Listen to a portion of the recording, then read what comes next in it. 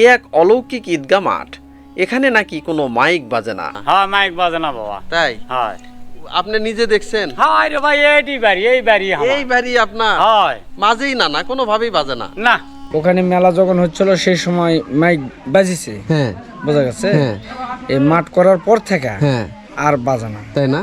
মাঠের পাশে দাঁড়িয়ে আছে এক রহস্যময় গাছ, যার ডাল বা পাতা কেউ ছিঁড়তে সাহস পায় না। স্থানীয়দের দাবি, এক মহিলা ডাল কাটার পর রহস্যজনক অসুস্থতায় মারা যান। একটা ওই গাছ আছে, গাছের নাকি পাতা লতাও ছিঁড়া যায় না। না, তাই? একজন ওই গাছের ওই শিকড় কাটা একজন বউ মারা গেছে। মারাই গেছে? শিকড় কাটছিল?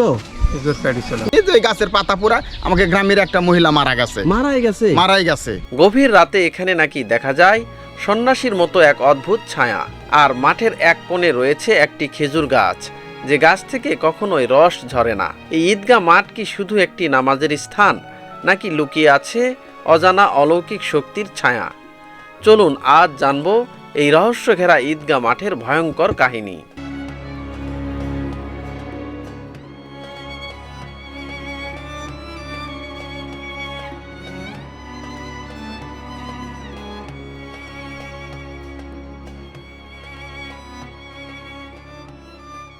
ভিউয়ার্স, আজ আমি এমন একটা জায়গায় এসেছি, এমন একটা রহস্যজনক জায়গা, যে এখানে ঈদগাহ মাঠ আছে, কিন্তু যেখানে বছরে দুটা ঈদ হয়, সেই দুটা ঈদে এখানে নামাজ অনুষ্ঠিত হয়।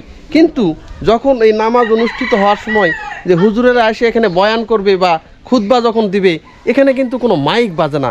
এইরকম একটা রহস্যজনক একটা জায়গা, কি একটা গ্রামবাসী সবসময় আতঙ্কে থাকে যে কেন এখানে মাইক বাজবে না। সেখান থেকে কিন্তু আবার একটু দূরে যদি নিয়ে যায়, অনেক হয়তো দেখা গেল যে 2-4 বিঘা জমি পার করে যখন মাইকটা তখন নিয়ে যাচ্ছে, তখন কিন্তু ওখানে আবার সেই মাইকগুলো বাজতেছে। কিন্তু সেই যে ঈদগাহ যে মাঠ রয়েছে, সেই মাঠের আশেপাশে কিন্তু কোনো মাইকই বাজে না। ইভেন এখানে রয়েছে একটা অলৌকিক গাছ, সেই গাছের বয়সও নাকি অনেক বছর, 5 থেকে 700 বছর হবে। সেই গাছেও নাকি কেউ হাত দিতে পারে না। জনশ্রুতি আছে, এলাকাবাসী যেটা বলতেছে, ওই গাছের একটা ডাল কেটে এই গ্রামেরই একজন লোক মারা গেছে। সেটা বুঝতে পারছে কিভাবে, যখন সে অসুস্থ হয়ে যায়, তখন সে এই একটা তান্ত্রিক বা ফকিরের কাছে গিয়েছিল, বলছিল যে আমি ওই গাছের ডালটা কাটছিলাম, এই ডাল কাটার কারণে নাকি তার এই রহস্যজনক মৃত্যু হয়েছে। তারপর থেকে সেই গাছের ডাল পালাতে কেউ হাত দেয় না। ইভেন যে সেই গাছের যে একটা খড়ি বা পাতা ওখানে পড়ে আছে, সেটা হাত দিয়ে নিয়ে যাবে, এইরকমও কিন্তু সাহস কারুরই নাই। সেই জায়গা এখনও কিন্তু একটা রহস্যজনক জায়গা। আজ কিন্তু আপনাদের সেই রহস্যজনক জায়গাতেই আমি নিয়ে যাচ্ছি। আচ্ছা, আপনারা তো সবাই এই গ্রামেরই বাসিন্দা নাকি? আচ্ছা, আপনাদের এখানে নাকি একটা আছে, ঈদগাহ মাঠ আছে। হ্যাঁ, ওই মাঠে নাকি মাইক বাজে না? তাই? ওরে বাপ রে, তাহলে মানে কতদিন থেকে এটা বাজে না? এটা আমরা ঈদগাহ মাঠ বহুত দিতে হয়েছে, প্রায় 30 বছর মতো হলো। শুরু থেকেই বাজে না? প্রথম থেকেই মেলা মেশিন পাল্টানো হচ্ছে। হ্যাঁ, এবং বক্স দেওয়া আছে, কোনটাই বাজে না। ওই কিছু কথা মাইকও বাজে না, বক্সও বাজে না, কোনটাই বাজে না। এই যে কয়েকদিন একটা জানাজা করা হলো, হ্যাঁ, ওই বক্স দিয়েছে, তা বক্সও বাজে না। এখন এই যে ঈদের যে নামাজ হয়, হ্যাঁ, তখন আপনারা কি খালি মুখেই? মাঝে মুকাব্বির দেওয়া হয়, মুকাব্বির থাকে, সেও আল্লাহু আকবার বললে। আচ্ছা, তখন একটু হয়তো জোরে জোরে হুজুরের একটু কষ্ট হয় মনে হয়। জোরে বলা মুকাব্বির করা হয়। হ্যাঁ, শক্তি বাড়ে তখন। আচ্ছা, ওই জায়গাতে নাকি আর একটা গাছও নাকি আছে, একটা রহস্যজনক গাছ। রহস্যজনক গাছ, ওই গাছ হয়তো ডাল পালা, হ্যাঁ, এবং পাতা কেউ পড়ে না ভয়ে। ওই যে গাছ এখন আসছে, কিন্তু এখন গাছটা ডাল ভাঙ্গা ছোট্ট হয়ে গেছে। গাছ আগে বিশাল গাছ, ওই পাকুড়ি গাছটা। আচ্ছা, ওই যে যে গাছটা আছে, ডালপালা ছিঁড়ছে, কারো কোনো ক্ষতি হয়েছে এরকম কি জানা আছে? ক্ষতি বহুত দিন আগে হচ্ছিল, সেই লোক মারা গেছে। ওই গাছের ডাল শিকড় একটা কাটছিল, কাটা পুড়েছিল। সেই পরিবারে ওই মহিলাটা যে পুড়েছিল মারাই গেছে। তারপর তো ওই মেয়েটা মারা যাওয়ার পর থেকে আর কোনোদিন ওই গাছে ডালপালা পড়ে না। আচ্ছা, ওই জায়গায় নাকি একটা খেজুরের গাছ আছে, সেই খেজুরের গাছেও নাকি রস নামে না? আমি ওই খেজুরের গাছ আমি এক এক করে তিনটা গাছ এক দিছি, তিনটা গাছ এক দিছি আচ্ছা। এক এক করে। হ্যাঁ। তারা ধরে ঠিলা লাগায় টাঙ্গায়, রস আসে না। রস আসে না না। কিন্তু আশেপাশে একটু দূর দিয়ে তো অনেক রস আসে। ওলা গাছ হয় যে সামান্য তোমাদের যে আস্তার সামান্য ঈদগাহ এই পারে যে গাছ, হ্যাঁ। ওলা গাছ তো এক ঠিলা রস পড়ে। অনেক রস পড়ে, কিন্তু ওই জায়গায় কোনো রস পড়ে না। ওই গাছ খুব শক্তিশালী গাছ, গাছের ডাগুর দেখা, গাছ পাতাগুলো দেখো প্রচুর পাতা। প্রচুর শক্তিশালী গাছ, অথচ ওই গাছের 5 কেজি করে রস পড়ে তা পড়ে না। হ্যাঁ। কিন্তু ওই গাছে কোনো রস নেওয়া পায়নি। এক এক করে তিনটা গাছ আলাক আমি দিছি গাছ, হ্যাঁ, তিনটা হ্যাঁ। আমারই গাছ। আচ্ছা। তিনটা গাছ আলাক দিছি, কেউ রস নামাতে পারেনি। কেউ পারেনি না? লালি যখন দেখ তোমাকে ভাই গাছে রস নেওয়া পায়নি ভাই, মেলা চেষ্টা করছে। আচ্ছা, ওই জায়গায় তো কেউ নাকি- আমাকে এক ফোঁটা লালিও দেয়নি কোন দিন। হ্যাঁ, ওই জায়গায় নাকি রাতের বেলা বা অন্যান্য সময় নাকি ওই পাখা আলা বা আগুন আলা নাকি সাপ টাপ বের হয়। ওটা আমার চোখে পড়েনি, যেটা সেটা আমি বলে পারবো না। আচ্ছা। আর ওটা কার চোখে যেটা আমার চোখে পড়েনি আমি সেটা বলতে পারবো না। এমনি সাপ টাপ বের হয় নাকি?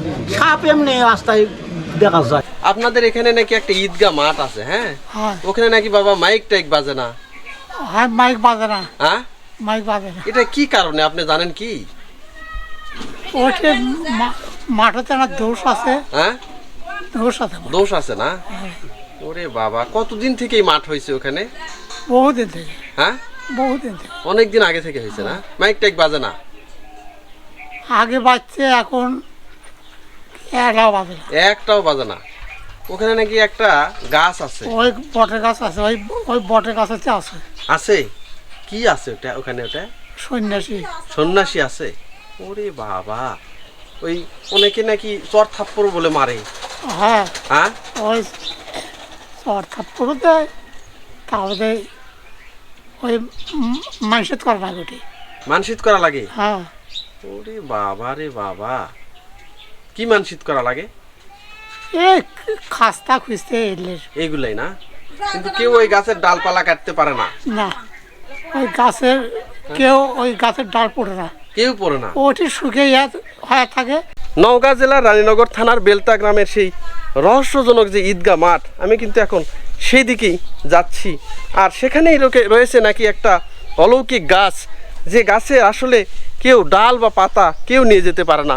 এর আগে নাকি একজন শিকড় কাটছিল, সে কাটার ফলে সে নাকি ওখানে মারাই গেছে। এখানে আরও রহস্যজনক কিছু বিষয় আছে, যে এখানে এই এলাকায় কিন্তু প্রচুর খেজুরের রস হয়, আশেপাশে প্রচুর খেজুরের গাছ এখানে। কিন্তু এখানেই যে ইয়েটা আছে, যে ঈদগাহ মাঠের সাথে যে খেজুর গাছ রয়েছে, সে গাছটা খুব মোটা সোটা গাছ, কিন্তু এই গাছে প্রচুর চেষ্টা করা হয়েছে যে খেজুরের রস কিন্তু সেখান থেকে নামাতে পারেনি, সেই গাছের রস কিন্তু নামে না। অথচ দেখেন এই যে খেজুরের গাছ, দেখেন এই যে প্রচুর খেজুরের গাছ, চারপাশ দিয়ে রস হচ্ছে, কিন্তু ওই মাঠ যেটা রয়েছে ঈদগাহ মাঠ, সেই মাঠের পাশেই যে খেজুরের গাছটা রয়েছে সেখান থেকে কিন্তু কোনো ধরনের ওই গাছ থেকে রস নামে না।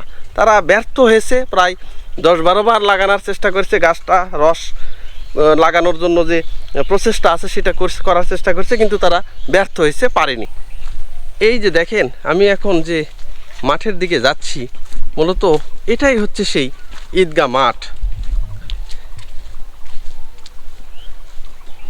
দেখেন, আমি এখন সেই গাছের পাশেই কিন্তু রয়েছি।